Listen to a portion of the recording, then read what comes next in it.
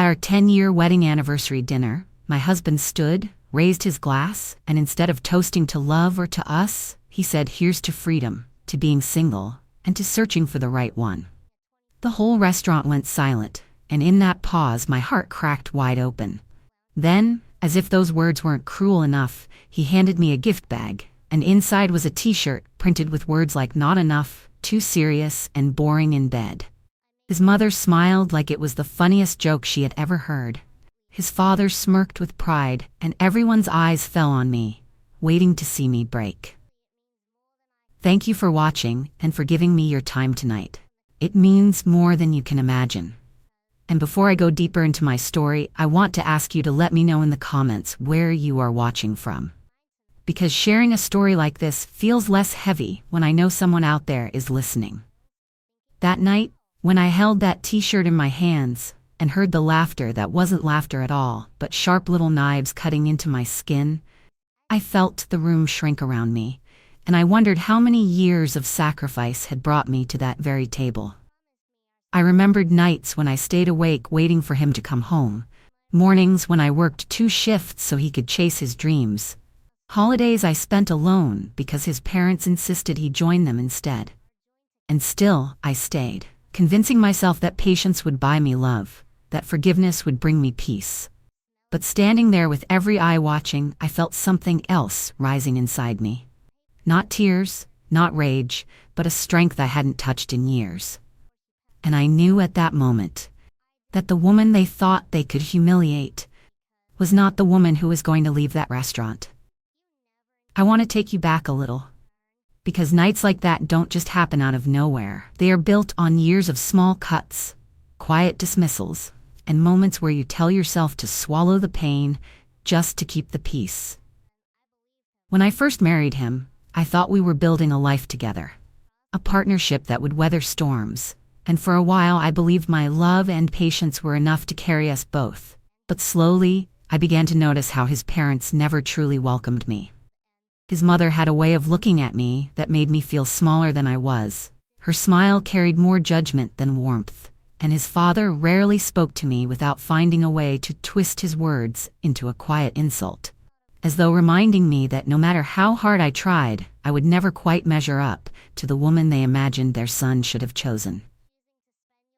Still, I stayed, because love makes you stubborn. It convinces you to hope when there is no reason, and I told myself that if I kept showing them kindness, they would eventually see me differently.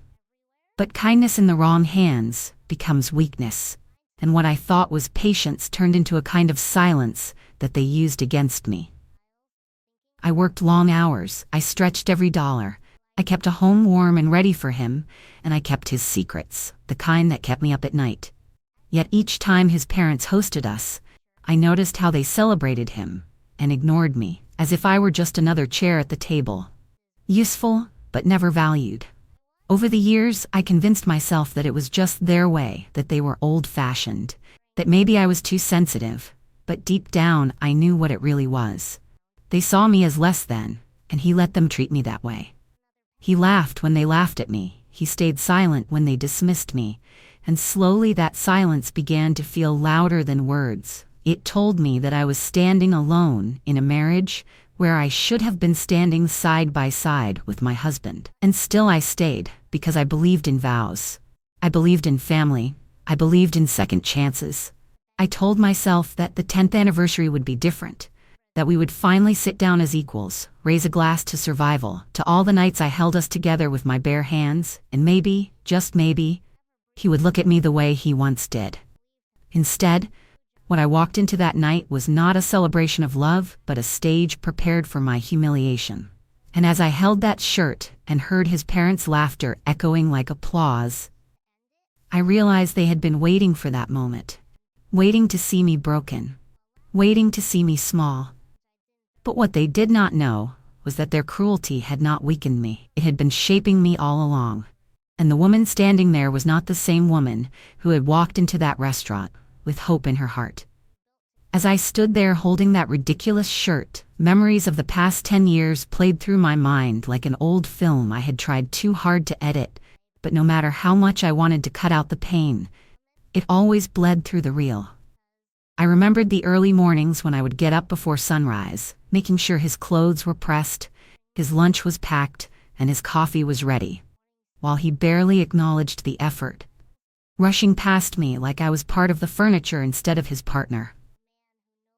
I thought of the nights when I stayed awake on the couch, listening for the sound of his key in the door, telling myself he was working late, though my heart whispered that there was more to his absence than paperwork. His parents never asked me how I was, never wondered about my long days. They only ever leaned in to remind me of what they thought I lacked, as though I was on trial every time I sat across from them at the dinner table. I would hear his mother say little things, always sweetly coded, but sharp enough to cut deep, comments about how other women carried themselves, how they cooked, how they made their homes glow. His father would chuckle, shaking his head, saying things like, "Well, maybe you'll grow into it one day," as if I were still a child, fumbling my way through life instead of a woman holding together a household with grit and sacrifice. And what hurt most was not their words but his silence, the way he never defended me, never said, "This is my wife, respect her," never once stood between me and their cruel smirks. I told myself that maybe he was just keeping the peace, that he didn't want to argue with his parents, but over time I saw it for what it was. He was comfortable with me being the target because as long as I absorbed their scorn, he never had to face it himself. So when he raised that glass at our anniversary and toasted to being free, single, and searching, I realized that those words had been living in him for a long time. They weren't born at that table. They had been whispered in his parents' house, shaped in their judgments, and fed by his own cowardice. The shirt was only the punchline of a cruel joke they had all been telling behind my back for years. And in that moment, I saw clearly that the woman I had been, the one who tried to keep her voice small to make room for his, no longer existed. The laughter that filled that room, his mother's chuckle, his father's smirk, even the awkward titters from strangers at nearby tables, they did not crush me. They carved out a space inside me where strength settled in like stone. I stood straighter, and while they thought they had taken something from me, the truth was they had given me the final proof I needed. Proof that the man I had once loved was gone, replaced by someone who saw me as a prop in his performance, and proof that I had wasted too many years waiting for respect from people who would never grant it. And it was in that realization that something shifted in me. Something firm. Something that would not bend again. Because I knew that the ending they had tried to write for me was not the ending I was going to accept. I stayed standing at that table, with the shirt still in my hands, and even though my face was calm, inside my heart was replaying every choice I had made that led me there. I remembered how many times I silenced my own needs to make space for his. How often I told myself to be patient when he dismissed my feelings. And how I learned to live with the emptiness of being invisible to the man who promised to love me. It wasn't just one night of betrayal, it was 1,000 little moments over 10 years. Each one stacking on top of the other until they weighed me down so heavily that I forgot what it felt like to stand tall. But in that room, with his parents watching like spectators at a cruel theater, I felt something break loose. And instead of collapsing, it lifted me. Like I had finally stepped out from under the shadow I had been carrying for so long. I thought about the anniversaries that had come before. The ones he brushed aside with excuses, claiming he was too busy, or that celebrations weren't necessary. And I realized that I had been celebrating alone for a decade, holding on to the idea of a marriage that only lived in my heart. I thought about the times I had planned surprises for him. Small gifts I saved for. Dinners I cooked late into the night, moments I tried to make special, only to see him shrug them off as though my love was something ordinary and unworthy of gratitude. His parents had always mirrored that same indifference, sneering when I tried, smiling only when they saw me stumble, and in his silence he gave them permission to treat me as less than. So when he lifted his glass and mocked the life we had built, when he handed me that cruel shirt, and when I heard the laughter ripple around the table, I realized something I had been too blind to admit. They had been laughing at me for years, and I had been helping them by pretending not to notice. That night, I refused to pretend anymore. I held the shirt in my hands, and instead of shame, I felt clarity, a kind of clarity that only comes when you finally stop chasing after love that doesn't want to be caught. My breathing slowed, my shoulders squared, and I let the silence stretch in the room until it grew heavy, because I wanted them to feel the weight of what they had done. They thought I was a woman to be mocked, but what they did not realize was that I had come to the end of my patience, and I was no longer afraid of their laughter. What they expected to be the night I broke apart was becoming the night I finally stepped into myself. And deep inside, I already knew. The story they had tried to write for me was about to change in a way none of them saw coming. I looked around the room, and I could see how some people tried to look away, pretending they had not witnessed the cruelty, while others leaned forward with curiosity, waiting for me to crumble under the humiliation. But what they did not understand was that I had already spent years crumbling in silence, and I had no pieces left to give them. I thought about all the times I had defended him to friends who whispered that he did not deserve me, all the times I had covered his mistakes so no one else would see the cracks I was patching over, and all the times I convinced myself that loyalty would one day be rewarded.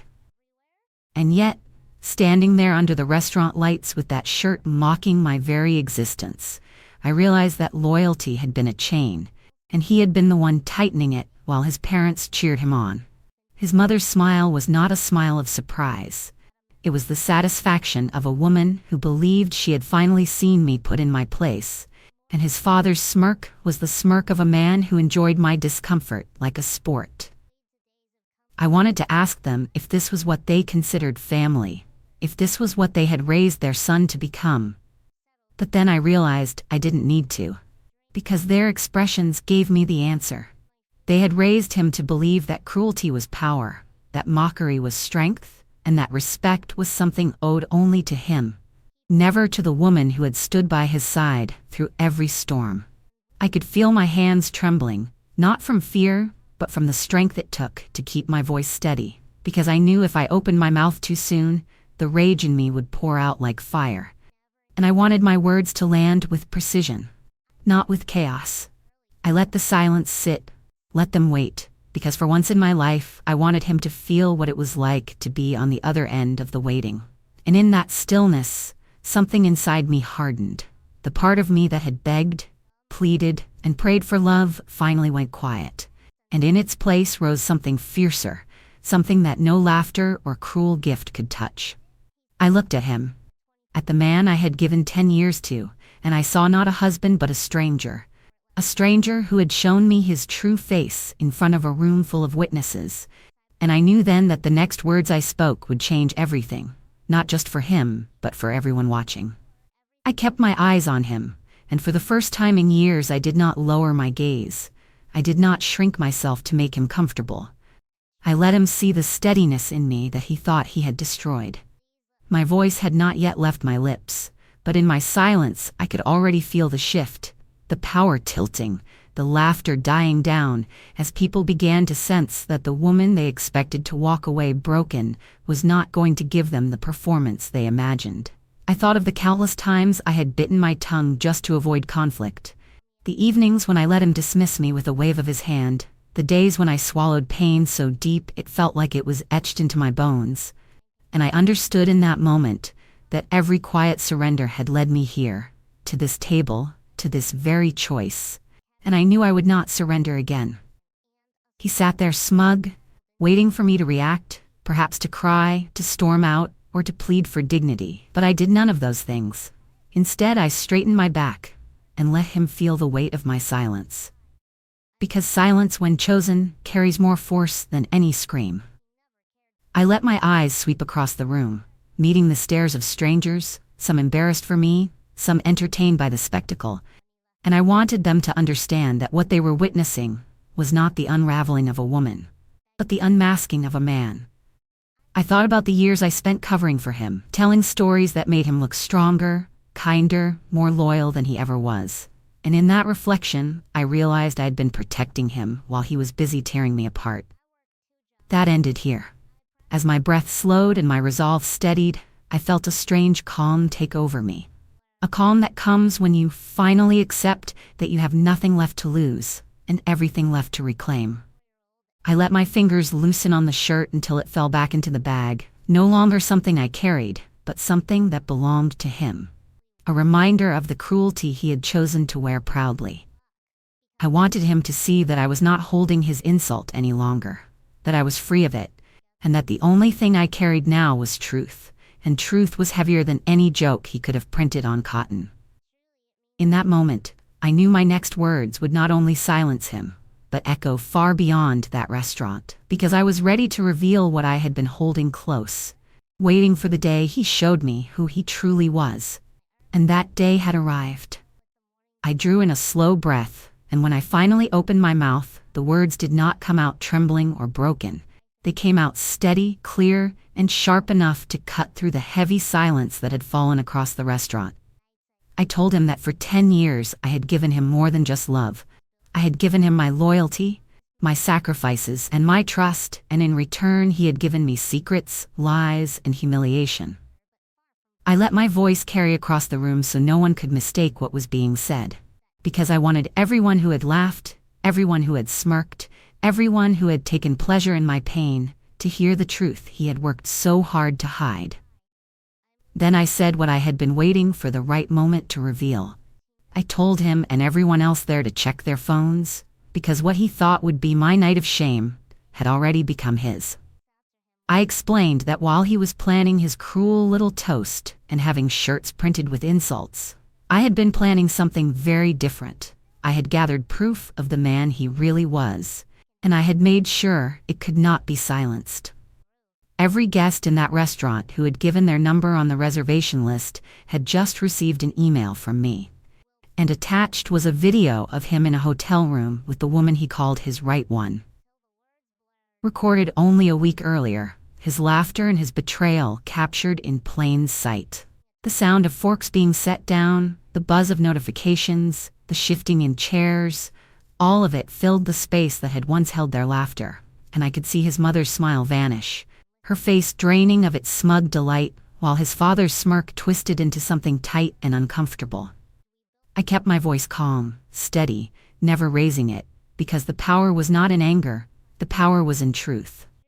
I told him that while he toasted to freedom, singlehood, and searching, what he had really toasted to was the end of his mask, and I was the one who had pulled it away in front of witnesses who would never forget this night. I did not look away as his face turned pale, as his parents shifted uncomfortably, as whispers spread across the room, because for the first time in years I was not the one shrinking. I was the one standing tall. And I knew every word I spoke was rewriting the ending of a story they thought they had written for me. The moment the truth reached their screens, the atmosphere in the restaurant shifted like a sudden storm. The laughter that had once cut me now disappeared into a suffocating silence, broken only by the soft gasps of strangers who could not believe what they were seeing. I watched as faces turned toward him, some with shock, some with pity, and others with the kind of judgment he had never allowed himself to feel. And in that instant he was no longer the man with a glass raised high. He was a man stripped bare in front of everyone. His mother's hand froze on her wineglass, her lips pressed together as the color drained from her face, and his father, who had worn that smug smirk all evening, shifted uncomfortably in his chair, his jaw tightening as if he wished the ground would open and swallow him whole. I stood still, letting the silence stretch, because I wanted him to feel what I had felt for years, the weight of being watched, measured, and found lacking. He stammered something under his breath, a weak attempt at denial, but the proof was already in their hands, undeniable. Undeniable because it carried his voice, his laugh, his touch, captured not by me whispering accusations but by his own actions recorded for the world to see. He looked around for support, searching for the smiles of his parents, the chuckles of his friends, but instead he found eyes that no longer laughed with him but stared with unease, eyes that judged, eyes that condemned. In that moment, I realized something important. He had thought humiliation belonged to me, but humiliation is a gift that returns to the giver, and it had found its way back to him faster than he ever imagined. I let my gaze linger on his parents, and for the first time, I saw fear behind their eyes. Fear that the reputation they had guarded so carefully, the image they held higher than decency or love, was now cracked wide open because of their son's arrogance. And while they sat shrinking under the weight of the truth, I felt taller than I had in years, not because I wanted revenge for revenge's sake, but because I finally saw what my silence had cost me. And I knew I would never be silent again. I let the weight of that silence linger, and then, without rushing, I placed the shirt back on the table, folding it carefully as though it were nothing more than a napkin, because I wanted him to see that his cruel little joke no longer carried power over me. My hands did not shake, my steps did not falter. I simply set down the insult he had prepared for me, and in that single act I freed myself from it. I pushed my chair in gently, the sound scraping softly against the floor, and as I straightened my back, I could feel every eye in that restaurant fixed on me, waiting, watching, and realizing that the ending they had expected was not the one unfolding before them. I walked slowly, not hurried, not flustered, but steady, letting the echo of my heels strike the floor with each step, a rhythm that filled the quiet room like a drumbeat announcing something final. I did not look back at him, or at his parents, or at the guests who had moments ago been entertained by my humiliation, because none of them deserved the grace of my gaze. What I carried with me as I moved toward the door was not shame but dignity. The kind of dignity that comes when you choose not to fight in the mud, but to rise above it and leave others drowning in their own filth. The doors of the restaurant opened before me, and as the cool night air touched my face, I realized that in walking out, I was not just leaving a dinner, I was leaving behind 10 years of lies, disrespect, and small cruelties that had chained me in place for far too long.